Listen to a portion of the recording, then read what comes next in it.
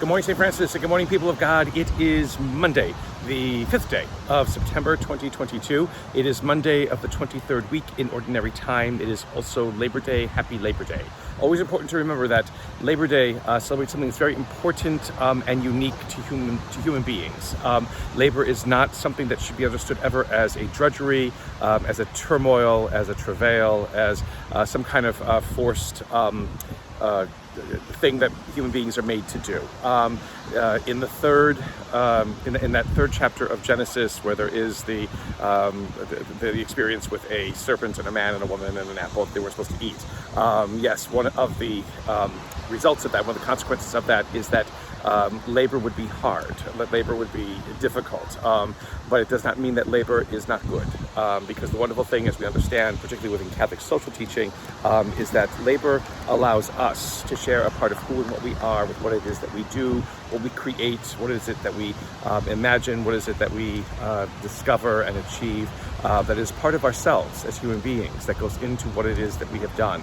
And because of that, that makes labor sacred. It makes what is done with labor sacred, and it makes all the work that we do not a punishment by God, not some kind of a terrible consequence because of disobedience or sinfulness, but it helps us to remember that God gives us the ability to create and to do things, and to share part of who and what we are as human beings into what it is that we create and what we do. So that's what we celebrate today from this Catholic Christian perspective on this Labor Day. But the readings today are very odd. There are no special readings for Labor Day, so we continue with our course of readings. The letter to the Corinthians, the first letter to the Corinthians. This one talking about immorality, because I guess that somebody has married his father's wife. And that this is not Oedipal, this is not his mother. It is perhaps a second wife that somebody who has married because the father has died. And there's quite proud, there's quite a proud expression in having done that. Again, for some reason we are not told. But Paul is having none of that because he does not think that that is right. And perhaps did they kill the father so that he could marry the father's wife? It doesn't say.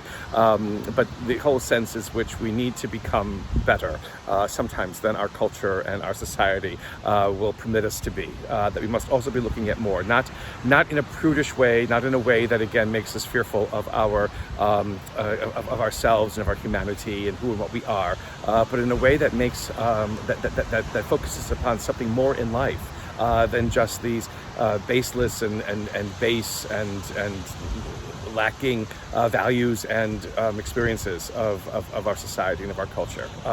That just because our society and culture says that something should be done or that something is permitted doesn't always mean it is the best thing that should be done or the best thing that is permitted. So to be people of wisdom in that way, people who understand a little bit more about human life and human interactions and what our actions actually result in and what are the consequences of our actions.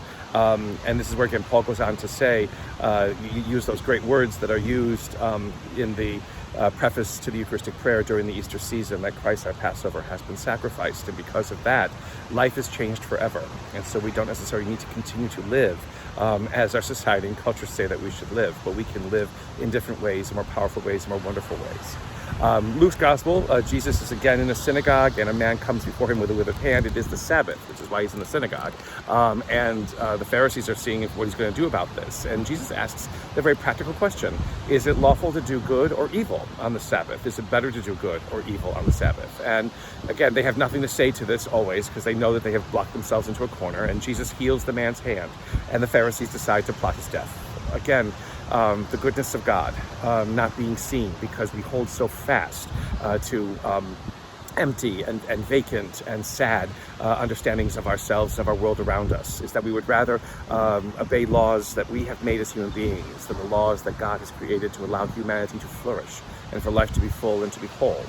Jesus shows the Pharisees, again, unfortunately, are focused on the wrong thing.